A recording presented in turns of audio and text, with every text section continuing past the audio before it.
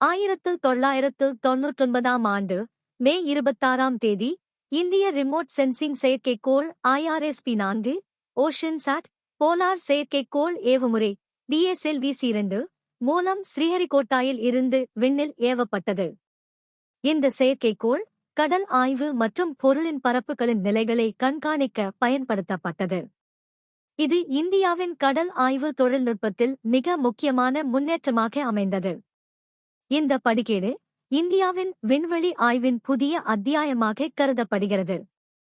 இதோடு கொரியாவின் KITSAT-3 மற்றும் ஜெர்மனியின் DCRTOPSAT என்ற செயற்கைக்கோள்களும் ஒன்றாக விண்ணில் ஏவப்பட்டன.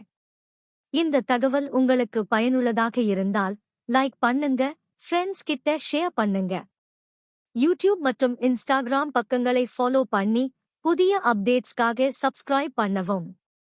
பெல் ஐக்கன் பிரஸ் பண்ணினா ஃபியூச்சர் வீடியோஸ்க்கு நோட்டிஃபிகேஷன் உடனடியாக கிடைக்கும்.